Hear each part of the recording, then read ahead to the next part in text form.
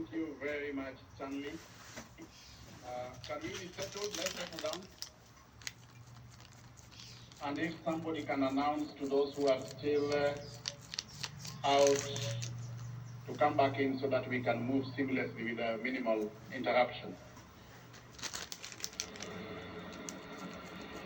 So, all cabinet ministers who are here today, the principal secretaries, high commissioners, and other representatives of foreign missions, our donors and sponsors of this event, the sponsors which include Safaricom, Team Europe, Cisco, Amazon Web Services, Dell, and Huawei, among others. Allow me first of all to express our gratitude to all of you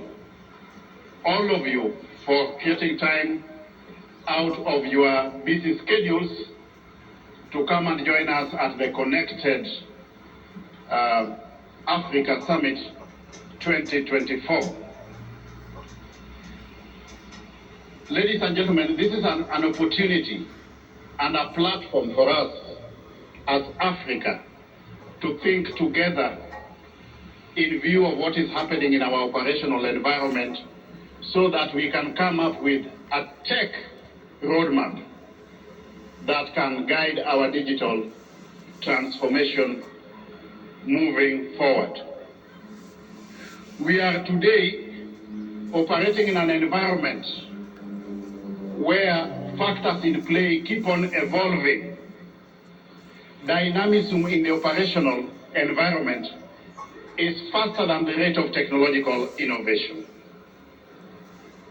Over and above that, there are salient challenges that we need to address moving forward. So through this platform, we need to come up with very clear strategies for overcoming those challenges as Africa, working together in tandem, moving forward. We have got several emerging issues in the technological space. Just to mention but a few, we are grappling with the issue of artificial intelligence, and we need to discuss whether or not we need to regulate AI or we let AI regulate itself. We have got issues to do with Internet of Things, big data. We have challenges in the space of cyber security. All this require thought leadership. We therefore, in response to the same, need to think of what we need to do from a policy, legal, and regulatory perspective, moving together as Africa, so that we can position ourselves effectively or strategically in the tech operational environment. Let me just mention some of the few areas which require our attention if we are to turn Africa into the envisaged digital continent. One is digital public infrastructure. Today, as we speak, quite substantial proportions of the African continent is not yet enabled by way of reliable, affordable, and stable internet. We need to think of how to enhance the level of our fiber connectivity. Here in Kenya, we have embarked on a process of rolling out 100,000 kilometers of fiber optic cable to all those parts of the country that hitherto had not yet been connected. We need to move together in this space, while also thinking of how our efforts within the fiber rollout space can be interlinked with what is happening in our neighboring countries and the rest of Africa for that matter, so that we also don't run the risk of an expensive duplication of effort in the rollout of fiber. This effort, granted, will be augmented by the private sector. That's why in this summit and in everything that we are doing as African governments, we rely on the integral contributing component of the private sector to facilitate our digital superhighways. Here in Kenya, we envisage that, or our proposition is that as government, we are only going to do 52% of what we need to do and leave the rest of 48% to the private sector. Our view in this regard is that the role of government is to put in place an enabling policy, legal and regulatory framework to enable the private sector thrive. The role of government, ladies and gentlemen, is not to compete in business with business, but to create that enabling environment. We also need to enhance our level of internet connectivity. Connectivity is only beneficial if it is universal and also if it is inclusive. So as Africa, we need to think of how to roll out internet connectivity to the lowest levels. In Kenya here, we have embarked on an ambitious program again of rolling out 25,000 Wi-Fi hotspots. And we are, for a start, targeting those parts of the country where those operating at the bottom of the economic pyramid are domiciled. The markets, the schools, the bus terminali, where our youth are domiciled, so that we can leverage on technology for purposes of e-commerce. We have put in place already an e-commerce for Africa. We have embarked on the process of facilitating e-commerce through a national addressing system, policy and bill. We need to have a national addressing policy for Africa so that we can have e-commerce across the entire African continent. The only way we can revolutionize the way we are doing business, commerce and trade. The other frontier we need to talk about is how to exploit the enormous potential that we have in the digital space to create jobs for our youth. As a Kenyan government, we have already embarked on a process of establishing a total of 1,450 digital hubs in each and every ward, which is the lowest administrative unit that we have in this country.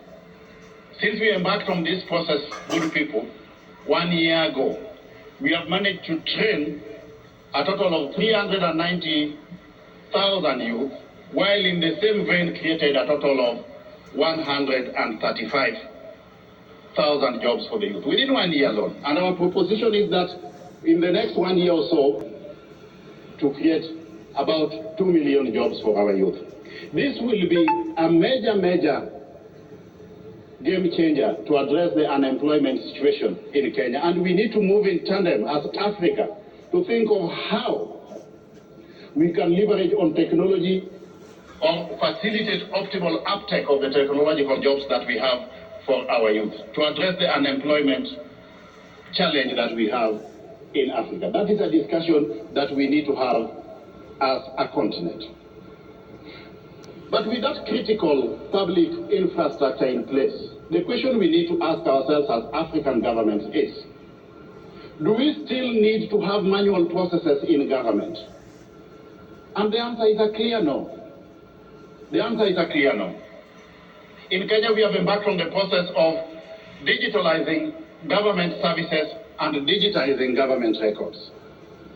We envisage that all operations in government should be paperless to facilitate efficiency and effectiveness in service delivery to the people.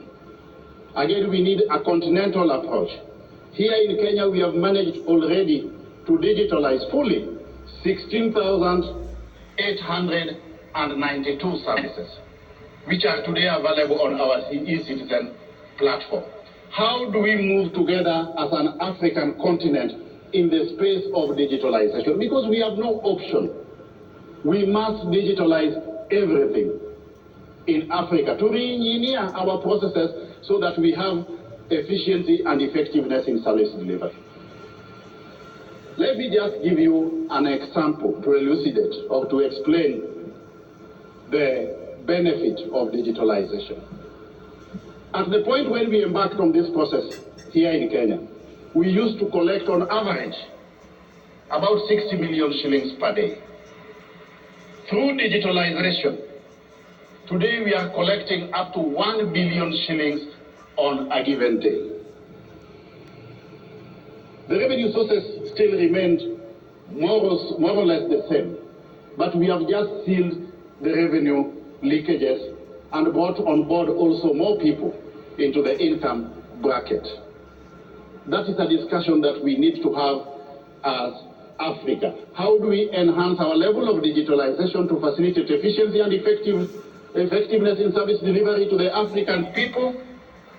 How do we take advantage of digitalization to enhance the level of our own domestic revenue so that we are able to collect adequate revenue to the extent that we can utilize the same to settle our external debt and even have surplus within our countries for purposes of both recurrent and development expenditure.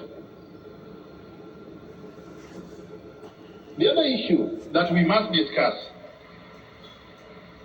is inclusivity. If we are rolling out digital public infrastructure and we are digitalizing government services, we must ensure that a critical mass of Africans have at their disposal smart-enabled telephones. Because in the face of digitalization, it is no longer justified that we will be asking the African people to visit government offices to consume government services. We must facilitate universal access to smart-enabled telephones. In Kenya, as government but partnering with the private sector, we have already embarked on local assembly of cheap or affordable smart-enabled telephones going for at a unit cost of $50. And we envisage that this will drastically go down as time progresses. We want to go the full hog and embark on actual manufacture of telephones and then proceed to the next frontier of manufacturing both computer, hardware, and software. There is no reason why Africa should be a net importer of technology. We have got the capacity, skills,